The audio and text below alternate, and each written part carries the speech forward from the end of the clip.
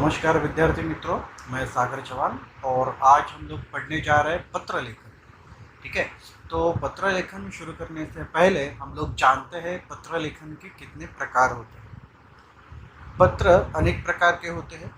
जिस तरह से विषय, संदर्भ, व्यक्ति और स्थिति के अनुसार भिन्न भिन्न प्रकार के पत्रों को लिखने का तरीका भी अलग अलग होता है। जिस तरह से कोई सब्जेक्ट होता है, विषय मतलब सब्जेक्ट, संदर्भ मतलब सब्जेक्ट की तरह होता है, व्यक्ति है और स्थिति है मतलब सिचुएशन है, पर्सन टू पर्सन है। तो इस तरह से पत्र लिखने का जो प्रकार होता है या टाइप्स होते हैं वो अलग अलग होते हैं। आमतौर पर पत्र दो प्रकार के होते हैं। आमतौर पर मतलब नॉर्मली पत्र दो प्रकार के होते हैं। एक होता है औपचारिक पत्र मतलब फॉर्मल लेटर, और दूसरा होता है अनौपचारिक पत्र मतलब इनफॉर्मल लेटर। अब औपचारिक पत्र या फॉर्मल लेटर, इसका मतलब क्या होता है?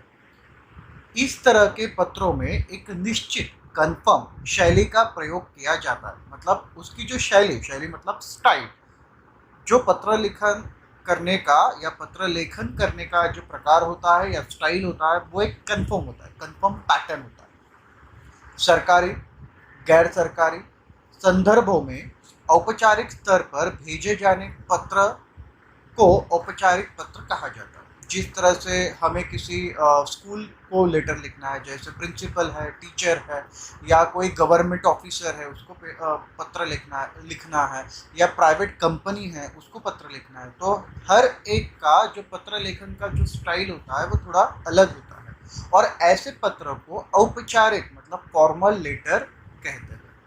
इनमें व्यावसायिक कार्यालय और सामान्य जीवन व्यवहार के संदर्भ में लिखे जाने वाले पत्रों को शामिल किया जाता है।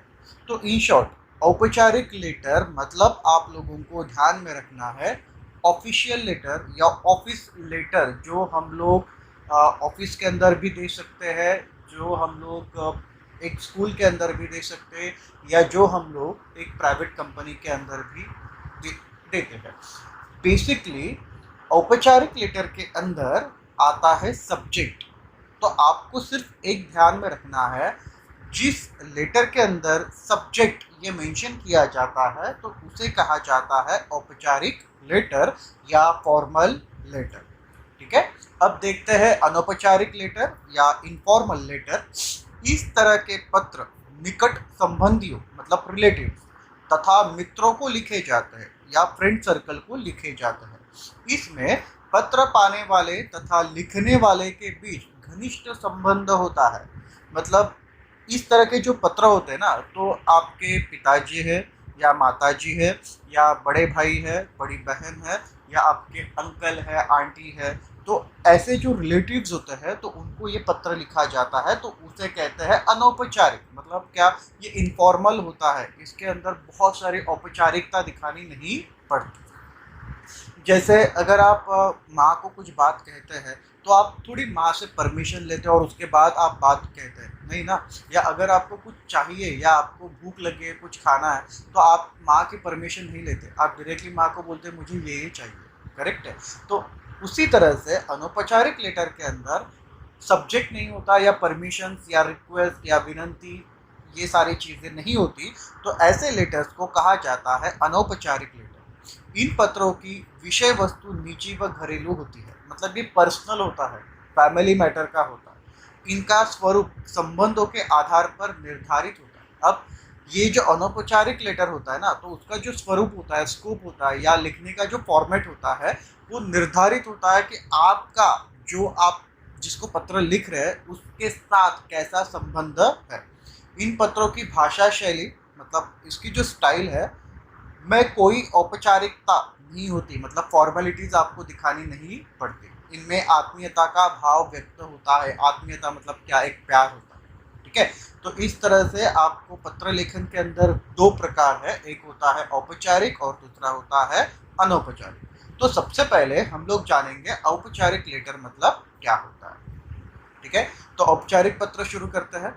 जिस तरह से प्रधानाचार्य है या प्रिंसिपल है, मुख्याध्यापक है, पदाधिकारियों को मतलब जिस तरह से ऑफिसर लेवल के लोगों को हमें पत्र लिखना है, या व्यापारियों को मतलब अगर मुझे कुछ सामान मंगवाना है या अगर मुझे कुछ पुस्तकें या ग्रंथालय लाइब्रेरी होती है तो लाइब्रेरी के लिए मुझे कुछ पुस्तकें मंगवानी है, ग्राहकों को कस्टमर का जो एक लेटर होता है, पुस्तक विक्रेताओं का लेटर होता है, मतलब अगर मुझे कुछ पुस्तकों की मांग करनी है, संपादक के लिए लेटर होता है, आदि को लिखे गए पत्र औपचारिक पत्र कहलाते हैं। औपचारिक पत्रों को निम्नलिखित वर्गों में विभाजित किया। अब इसके अंदर भी थोड़े से पार्ट है। तो सबसे पहला वाला जो पार्ट है वो मतलब प्रार्थना पत्र या रिक्वेस्ट लेटर। जिन पत्रों में निवेदन मतलब रिक्वेस्ट अर्थात अथवा प्रार्थना की जाती है वे प्रार्थना पत्र कहलाते हैं। मतलब जिस पत्र के अंदर हम प्रार्थना करते हैं, रिक्वेस्ट करते हैं, उसे कहा जाता है रिक्वेस्ट लेटर। ये अवकाश, शिकायत, सुधार, आवेदन के लिए लिखे जाते हैं। अवकाश मतलब क्या कि अगर मुझे स्कूल में कुछ दिनों की छुट्टी चाहिए तो आप अपने टीचर को या मुख्याध्यापक को जो लेटर लेते हैं तो उसको कहा जाता है अवकाश लेटर। शिकायत मतलब क्या कि अगर मुझे किस बात की शिकायत करनी है कि अगर सपोज मैंने किसी दुकानदार से कुछ चीज़ ली है तो वो चीज़ अच्छी नहीं है तो उसके बारे में मुझे शिकायत करनी है, सुधार है, या आवेदन पत्र है, रिक्वेस्ट लेटर है, तो ऐसे पत्रों को कहा जाता है प्रार्थना पत्र। सेकंड है संपादकीय पत्र मतलब एडिटोरियल लेटर। अब ये क्या होता है, संपादक के नाम लिखे जाने वाले पत्रों को संपादकीय पत्र कहा जाता है। इस प्रकार के पत्र संपादक को संबोधित होते हैं जबकि मुख्य विषय वस्तु जन सामान्य को लक्षित कर लिखी जाती है। ठीक है। अब संपादकीय पत्र ये बहुत सारे ऐसे पत्र होते हैं, जैसे एग्जाम्पल है कि अगर मुझे कुछ न्यूज़ देनी है या एक न्यूज़पेपर है उसके अंदर मुझे कुछ न्यूज़ देनी है तो ऐसे पत्रों को कहा जाता है संपादकीय पत्र, जिसके अंदर हम कोई संपादक है, एडिटर है, तो उसको वो लेटर लिखकर कहता है कि अरे ऐसे ऐसे हमें न्यूज़ देनी है, तो उसके लिए जो रिक्वेस्ट लिखी जाती है तो उसको कहा जाता है संपादकीय पत्र। थर्ड है कार्यालयी पत्र मतलब ऑफिशियल लेटर। जिस तरह से विभिन्न कार्यालय के लिए प्रयोग किए जाने अथवा लिखे जाने वाले पत्रों को कार्यालयी पत्र कहा जाता है। ये पत्र किसी देश की सरकारी और अन्य देश की सरकार के बीच सरकार और दूतावास, राज्य सरकार के कार्यालयों, संस्थानों आदि के बीच लिखे जाते हैं। शॉर्ट हमें यही समझना है, ऑफिशियल लेटर मतलब कार्यालय के लिए लिखे जाने वाले पत्र। तो इसके अंदर छुट्टी के लिए दरखास्त की जाती है मतलब रिक्वेस्ट की जाती है, या जिस तरह से आप अपने जो स्कूल का रिसेप्शन होता है या ऑफिस होता है तो उसके अंदर हम लोग जो लेटर लिखते हैं, जिस तरह से बोनाफाइड चाहिए, ठीक है, या मुझे आधार कार्ड निकालने के लिए बोनाफाइड चाहिए या कैरेक्टर सर्टिफिकेट चाहिए, तो ऐसे सारे पत्रों को कहा जाता है कार्यालयीन पत्र। फोर्थ है व्यापारी अथवा व्यावसायिक पत्र बिजनेस लेटर। व्यवसाय में सामान खरीदने व बेचने अथवा रुपयों के लेन देन के लिए जो पत्र लिखे जाते हैं उन्हें व्यावसायिक पत्र कहते हैं। अब व्यावसायिक इसका मतलब ऐसा बिजनेस, जहाँ पे पैसों का व्यवहार आता है उसे कहा जाता है बिजनेस। करेक्ट। तो मुझे पुस्तकों की मांग करनी है, पैसों का लेन देन आ गया, मुझे दवाइयाँ मंगवानी है, पैसों का लेन देन आ गया, ठीक है, या मुझे किसी वस्तु की खरीदी करनी है तो वहाँ पे पैसों का लेन देन आता है। तो ऐसे सारे पत्रों को हम लोग कहते हैं व्यापारी अथवा व्यावसायिक पत्र या बिजनेस लेटर। तो हम लोगों ने देखा कि 4 प्रकार के जो लेटर के टाइप्स है। ठीक है। अब आगे जाने से पहले या पत्र लेखन शुरू करने से पहले मैं कुछ बातें आपको यहाँ पे बताना चाहता हूँ कि पत्र लिखते वक्त हमें विराम चिन्हों का बहुत ही अच्छी तरह से इस्तेमाल करना चाहिए। जिस तरह से मराठीमध्ये एक म्हण आहे की अर्थाचा अनर्थ हा होतो, करेक्ट, तो उसी तरह से अर्थ का अनर्थ भी हो सकता है अगर गलत जगह पर गलत पंक्चुएशन मार्क्स अगर हम लोग देते हैं, स्पेशली या खास करके लैंग्वेज के अंदर अगर आप गलत जगह पर पंक्चुएशन मार्क्स देते हैं तो उस सेंटेंस का पूरी तरह से मीनिंग बदल जाता है। आपको विश्वास नहीं होता ना, मैं आपको एक एग्जांपल देता हूँ कि जैसे यहाँ पे एक मराठी एक पैराग्राफ लिया है मैंने। पैराग्राफ ऐसा एक्चुअली ये क्या है कि एक औरत है, उसने अपने पति को एक लेटर लिखा। वो लेटर मराठी के अंदर है, इसकी वजह से मैंने मराठी में लिखा है।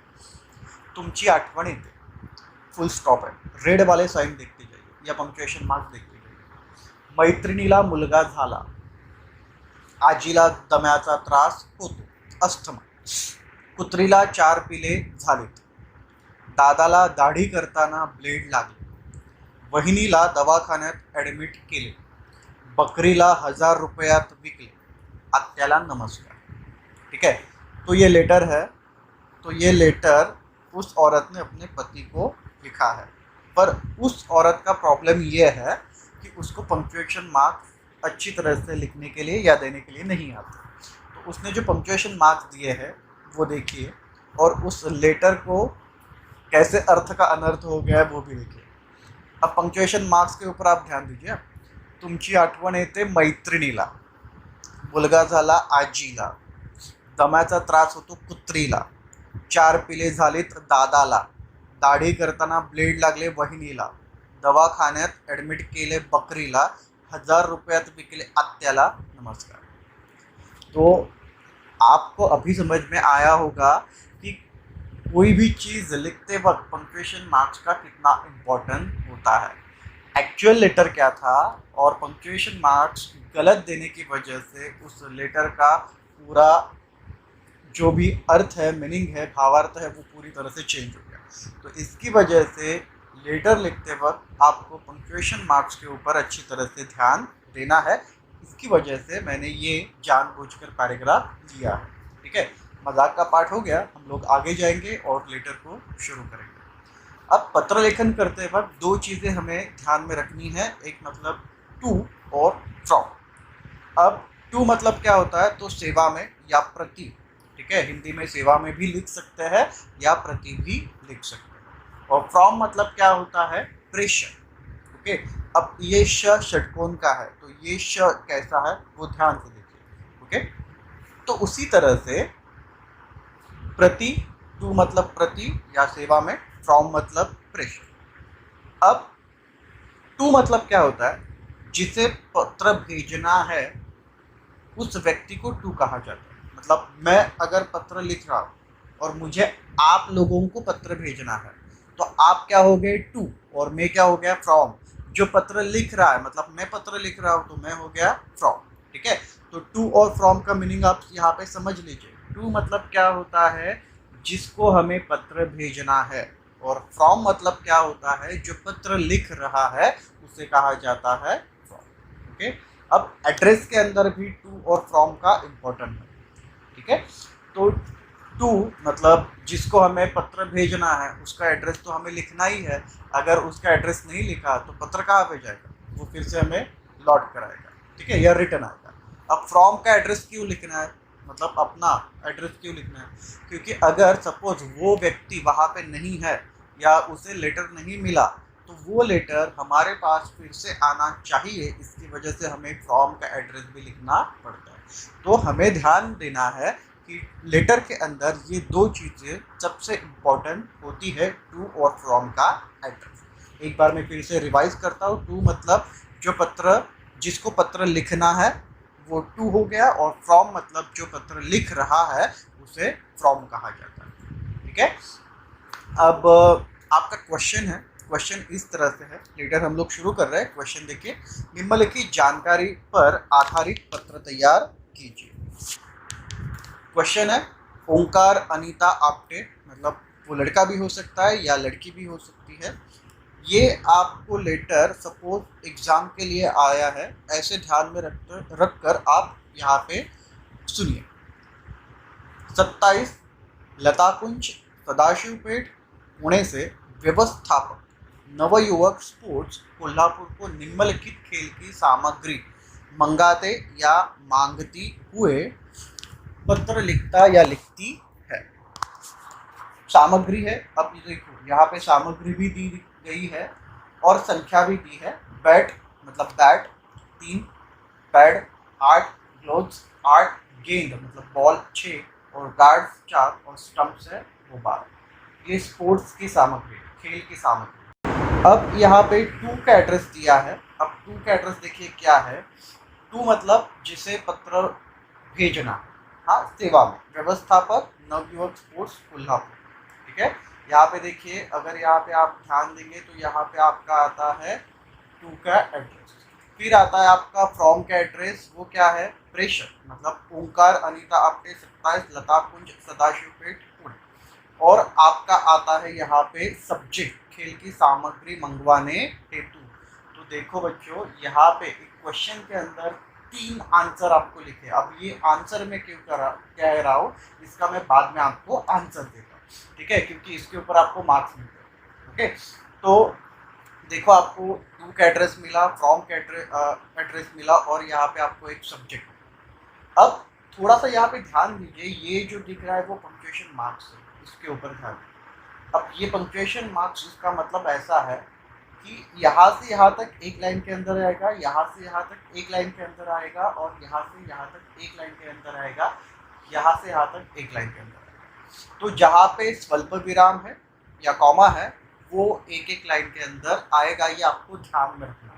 तो पंक्चुएशन मार्क्स के ऊपर भी आपको अच्छी तरह से ध्यान देना है।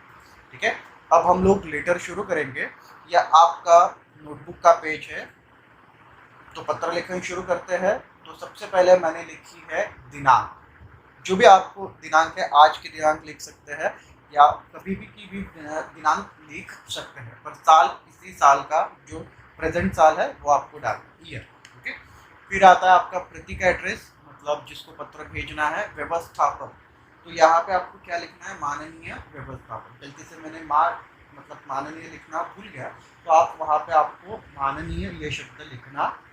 ठीक है, फिर आपको जो मैंने जिस तरह से बोला था कि कॉमा के बाद आपको एक एक लाइन लेनी है, व्यवस्थापक प्रति व्यवस्थापक नवयुवक स्पोर्ट्स और कोल्हापुर। यहाँ तक आपका एड्रेस कंप्लीट होगा। एड्रेस के अंदर जितना दिया है उतना ही आपको लिखना है।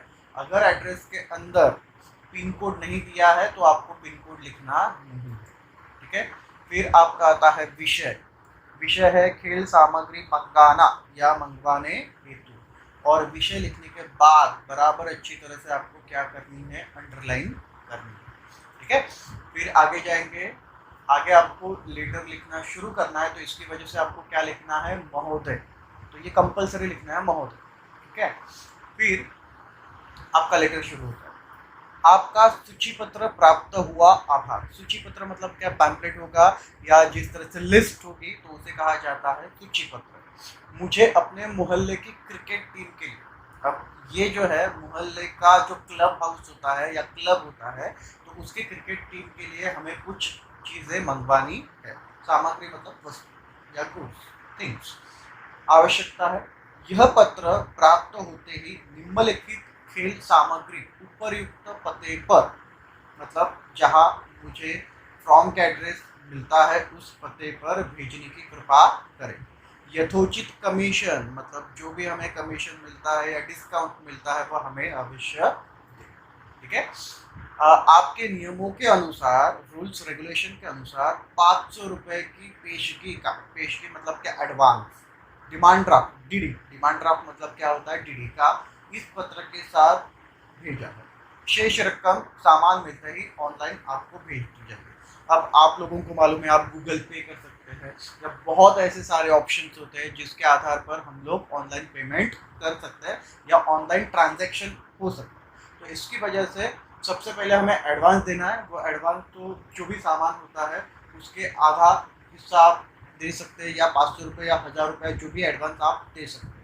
ठीक है, और बाकी का जो भी एडवांस होता है वो आप कब दोगे, जब बिल तैयार होगा, बिल आपको मिलेगा, उसके बाद आप क्या करोगे, ऑनलाइन ट्रांजैक्शन करेंगे। ठीक है, जिस तरह से आप अमेजोन से खरीदी करते हो, अमेजोन से खरीदी करने के बाद सीओडी होता है, कैश ऑन डिलीवरी, करेक्ट है, मतलब सामान मिलते ही आप क्या करते हो, सीओडी कर देते हो। तो उसी तरह से कुछ समझ। तो हमें सबसे पहले क्या करना है कि ये अच्छी तरह से जो टेबल है वो हमें बनाना है। एक बाजू में क्रमांक लिखा है, दूसरे बाजू में सामग्री लिखी है, और तीसरे बाजू में संख्या मतलब क्वांटिटी लिखी है। तो सबसे पहले बैट 3, पैड 8, ग्लोव्स 6, गेंद 6, गार्ड्स 9, स्टंप्स 12। ठीक है, यहाँ तक आपको समझ में आ गया। फिर आपको लिखने हैं आशा है यह खेल सामग्री आप जल्द भेजने की कृपा करेंगे, आपका भवदीय। आपको एक बात लेटर के अंदर ध्यान में रखनी है, लेटर बहुत बड़ा करना नहीं है। जितना आप शॉर्ट में लिख सकते हो उतना अच्छा है। जो हमें इम्पोर्टेंट है वही आपको लिखना है। मुझे इम्पोर्टेंट है ये सारी सामग्री, तो मैंने क्या किया, इस सामग्री को अच्छी तरह से लिखा है। दूसरी बात आप ध्यान देना है, आधी सामग्री एक पेज के ऊपर, आधी सामग्री दूसरे पेज के ऊपर, ऐसा लिखना नहीं। अगर जगह नहीं है तो छोड़ दीजिए और न्यू पेज के ऊपर ये पूरा कॉलम या ये पूरा जो टेबल है वो आप बना सकते हो। ठीक है। फिर आपका आता है प्रेषक, मतलब खुद का एड्रेस, ओंकार आपटे 27 लताकुंज सदाशिव पेट पुणे 411000। ठीक है। अगर पिन कोड दिया है तो पिन कोड लिखिए, पिन कोड नहीं दिया है तो पिन कोड मत लिखिए। और सबसे इम्पोर्टेंट बात, आपको लिखना है ईमेल आईडी। अब यहाँ पे आपने नाम लिखा है तो कंपलसरी आपको नाम ही लिखना है। ठीक है। दूसरी बात, ईमेल आईडी स्मॉल लेटर के अंदर ही लिखना है। हिंदी या मराठी लैंग्वेज के अंदर ईमेल आईडी नहीं होता। लैंग्वेज के अंदर मतलब क्या, इंग्लिश में ही ईमेल आईडी लिखा जाता है, मराठी में या हिंदी में ईमेल आईडी नहीं होता है। तो ध्यान में रखना है, ईमेल आईडी स्मॉल लेटर के अंदर इंग्लिश में ही लिखना है। ठीक है। और जो भी डोमेन है, मतलब जीमेल है या हॉटमेल है, आउटलुक है, जो भी है वो आपको लिखना है। ठीक है। तो इस तरह से आपका पूरा लेटर हो जाता है। अब लेटर तो आपका लिख के हो गया, ठीक है, पर इस पत्र लेखन के लिए आपको एग्जाम में कैसे मूल्यांकन, मार्क्स का मूल्यांकन, मतलब मार्क्स कैसे दिए जाते हैं ये भी ध्यान में, क्योंकि 5 मार्क के लिए लेटर आपको पूछा जाता है। 5 में से मैं आपको बोल सकता हूँ, मतलब ये कॉन्फिडेंसली बोल सकता हूँ कि 5 में से आपको 3.5 या 4 मार्क्स मिलेंगे ही। अगर जिस तरह से मैंने आपको प्रेजेंटेशन बोला है उसी तरह से अगर आप प्रेजेंटेशन करते हो तो आपको 5 में से 3.5 या 4 मार्क्स मिलेंगे, या 5 में से 5 मार्क भी मिल सकते हैं अगर आपका कोई स्पेलिंग मिस्टेक नहीं है या काट छाट नहीं है। ठीक है। अब देखते हैं कि ये मार्क्स कैसे दिए जाते हैं। तो ये आपका लेटर है, जैसे मैंने आपको सिखाया वैसे ही। ठीक है। अब सबसे पहले दिनांक को आधा मार्क्स दिया जाता है। फिर जो आप प्रतीक एड्रेस लिखते हो उसको 1 मार्क्स होता है। विषय के लिए आपको 1.5 मार्क्स दिए जाता है। और जो भी आप महोदय और जो पूरा लेटर लिखते हो, मतलब आगे जो भी फॉर्मेट है या मथड़ा, जिस तरह से मथड़ा कहा जाता है, या जो भी हम लोग लिखते हैं, तो उसे आपको मिलते हैं 2 मार्क्स। ठीक है। महोदय और जो आगे का लेटर है उसे आपको मिलते हैं 2 मार्क्स। ठीक है। अब आगे आपका आता है प्रेषक का एड्रेस और ईमेल आईडी, तो आपको उसको मिलते हैं 1 मार्क्स। अब आप सिर्फ एक बात सोचिए, थोड़ा सा मैं पीछे जाता हूँ। अगर आप सिर्फ दिनांक लिखते हैं तो आपको आधा मार्क्स मिल गया। अगर आप प्रतीक एड्रेस, ये प्रतीक एड्रेस जो है वो सिर्फ कॉपी पेस्ट करना है, मतलब क्वेश्चन के अंदर तो दिया है तो उसको आपको मिल गए 1 मार्क्स, मतलब आपके 1.5 मार्क्स हो गए। फिर विषय कॉपी पेस्ट करना है, 1.5 मार्क्स, आधा मार्क्स मिला वहाँ पे। ठीक है। महोदय ये शब्द लिखा। ठीक है। और जो भी आगे लेटर है ना, तो उस लेटर के अंदर जो भी, मतलब अगर आपका स्पेलिंग मिस्टेक है, थोड़ी सी काट छाट हुई है, छोड़ दीजिए। ठीक है। तो जो भी आपने लिखा है, टेबल थोड़ा सा निकाला है, ठीक है, तो आपको वहाँ पे चलो कम से कम एटलीस्ट 1 मार्क तो मिलेगा। ठीक है। तो वो 1 मार्क और ये वाले जो मार्क्स है, 1, 2, 2.5 मार्क्स यहाँ पे मिल गए, 2.5 मार्क्स यहाँ पे आपके हो गए। ठीक है। अब प्रेषक का एड्रेस कॉपी पेस्ट, ठीक है, तो उसको आपको मिल गए 1 मार्क्स। ईमेल आईडी प्रेषक का एड्रेस 1 मार्क्स, मतलब वो 2.5 मार्क्स और ये 1 मार्क्स, 3.5 मार्क्स हो गए। करेक्ट है। तो सोचो अगर आप सिर्फ इतना भी कॉपी पेस्ट करते हो तो आपको यहाँ पे 3.5 मार्क्स ऐसे ही मिल जाते हैं। तो इसकी वजह से मैं फोर्स करता हूँ कि आप लोगों को औपचारिक लेटर के ऊपर ज़्यादा कॉन्सेंट्रेट करना चाहिए, क्योंकि औपचारिक लेटर के अंदर हम आसानी से मार्क्स मिला सकते हैं। ओके। तो इसकी वजह से आपको औपचारिक लेटर के ऊपर अच्छी तरह से कॉन्सेंट्रेट करना है। तो मैं आशा करता हूँ आप लोगों को औपचारिक लेटर अच्छी तरह से समझ में आया होगा। अब हम लोग देखते हैं कि अनौपचारिक पत्र कैसे लिखा जाता है। ठीक है। तो इसके अंदर देखो कि 3 पार्ट्स है। एक है प्रशस्ति, अभिवादन और समाप्ति। प्रशस्ति मतलब क्या, जिस तरह से हमने महोदय लिखा था, हाँ, तो उसी तरह से यहाँ पे प्रशस्ति मतलब शुरुआत। अभिवादन मतलब क्या, जो महोदय या जिस तरह से जो मैटर होता है वो उसे कहा जाता है अभिवादन। और समाप्ति मतलब क्या, एंड किस तरह से करते हैं, ठीक है। तो यहाँ पे प्रशस्ति के लिए आदरणीय, पूजनीय, पूज्य, श्रद्धेय इत्यादि का इस्तेमाल कर सकते हैं। अगर आप बड़े लोगों को लेटर लिखते हैं, मतलब अपने से बड़े आदरणीय संबंधियों के लिए आप इन शब्दों का इस्तेमाल कर सकते हैं। अभिवादन के लिए हम लोग क्या करेंगे, सादर प्रणाम, सादर चरण स्पर्श, सादर नमस्कार इत्यादि। और समाप्ति के लिए आपका बेटा, आपकी पोता या आपका पोता, आपकी पोती, नाती, बेटी, पोती, नातिन, भतीजा, इन सारे शब्दों का इस्तेमाल कर सकते हैं। तो एक बात आपको ध्यान में रखनी है, जो बड़े लोगों के लिए, उसके लिए हमें आदरणीय, पूजनीय, पूज्य, श्रद्धेय इन शब्दों का इस्तेमाल करना है। अब आता है अपने से छोटों के लिए या अपने बराबर वालों के लिए, जिस तरह से आपका मित्र है, ठीक है, या आपका भाई है, हाँ, तो ऐसे लोगों के लिए प्रशस्ति लिए क्या लिखेंगे, प्रिय, चिरंजीव, प्यारे, प्रिय इत्यादि। अभिवादन के लिए मधुर स्मृतियाँ, सदा खुश रहो, सुखी रहो, आशीर्वाद इत्यादि। और समाप्ति के लिए तुम्हारा या तुम्हारी मित्र, तुम्हारा हितोषी, तुम्हारा शुभचिंतक, इन शब्दों प्रयोगों का आपको इस्तेमाल करना है। लेटर शुरू करेंगे। क्वेश्चन देखिए, अनुराग छात्रावास, महात्मा गांधी मार्ग, नागपुर से विजय विजया भालेराव अपने जीवन स्वप्न का वर्णन करते हुए अपने पिताजी को पत्र लिखता या लिखती है, ठीक है। ये आपका क्वेश्चन है, तो इसके अंदर फ्रॉम या टू का एड्रेस आपको लिखना नहीं है, ठीक है। तो देखो यहाँ पे क्या लिखा है, सबसे पहले आपको लिखना है दिनांक, दिनांक के बाद आदरणीय पिताजी, आप ये पिताजी को लेकर लिख रहे हो तो इसकी वजह से आप क्या लिखते हो यहाँ पे, आदरणीय, ठीक है, और सादर चरण स्पर्श, हाँ। फिर आपका लेटर शुरू होता है। यहाँ पे सब्जेक्ट वगैरह नहीं है, जहाँ पे सब्जेक्ट नहीं होता तो वो होता है आपका अनौपचारिक पत्र।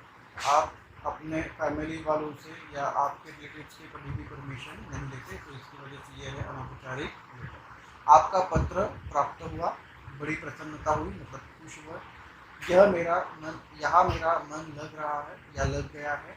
नए परिवेश मतलब जो भी एनवायरनमेंट है, प्रारंभ में तो घर की बहुत याद आती थी, पर अब मेरे कई मित्र बन गए। क्योंकि ये छात्रावास है, हॉस्टल है, तो हॉस्टल में एक लड़का रह रहा है और वो अपने पिताजी को लेटर लिख रहा है। आगे, पिताजी आपने अपने पत्र में मुझसे पूछा है कि मैं भविष्य में क्या बनना चाहता हूँ, फ्यूचर में मैं क्या बनना चाहता हूँ, मेरे जीवन का लक्ष्य क्या है, एम क्या है। जब से आपका पत्र मिला, मैं इसी सोच विचार में कि मुझे क्या बनना चाहिए या मैं क्या बनना चाहता हूँ। पिताजी, बार बार विचार करने पर मुझे समझ आया कि मुझे डॉक्टर बनना चाहिए। मतलब यहाँ पे पिताजी ने पहले पत्र लिखा था कि अरे बेटा तुझे आगे जाके क्या बनना, तो उसका आंसर बेटे ने अपने पिताजी को दिया। आप जानते ही है कि हमारा देश स्वास्थ्य सेवा की दृष्टि से कितना पिछड़ा हुआ है। हेल्थ, ठीक है, स्वास्थ्य सेवा मतलब क्या, हेल्थ। प्रतिवर्ष न जाने कितने व्यक्ति चिकित्सा के अभाव, चिकित्सा मतलब क्या, मेडिसिन या मेडिकल फैसिलिटी के अभाव काल का शिकार बन जाते हैं, मतलब क्या, मर जाते हैं। मुझे सेवा भाव से ओतप्रोत यह व्यवसाय बचपन से ही आकर्षित करता रहा। यहाँ पे थोड़ा सा व्यवसाय के अंदर गलती हुई है, ठीक है, करता रहा है। इसी पेशे को अपना कर, पेशा मतलब क्या, प्रोफेशन को अपना कर मैं समाज की बहुत अच्छी तरह सेवा कर पाऊंगा। साथ ही एक सम्मानित जीवन मतलब रिस्पेक्टफुल जीवन मैं व्यतीत कर सकता हूँ, बिता सकता हूँ। माता जी को सादर प्रणाम कहिए। आपका पुत्र विजय भालेराव, 2 अनुराग छात्रावास, महात्मा गांधी मार्ग, नागपुर, मतलब ये हॉस्टल का एड्रेस है, ठीक है। और फिर आपको लिखना है ईमेल आईडी। अगर यहाँ पे आपने नाम लिखा है तो आपको यहाँ पे लिखना है आपका ईमेल आईडी, ठीक है। तो ईमेल आईडी के अंदर आपका नाम लिखना है। दूसरी बात कि अगर सपोज फॉर्मल लेटर के बारे में कह रहा हूँ, फॉर्मल लेटर के अंदर अगर वहाँ पे आपका खुद का नाम नहीं दिया है, जिस तरह से ओंकार आपने था, तो वहाँ पे जो नाम नहीं होगा तो वहाँ पे आपको लिखना है ABC। ये आपको हमेशा ध्यान रखना, ठीक है। मैं आशा करता हूँ आप लोगों को यह वीडियो बहुत ही अच्छी तरह से पसंद आया होगा, आपको पत्र लेखन समझ में आएगा। Thanks for watching video, all the best.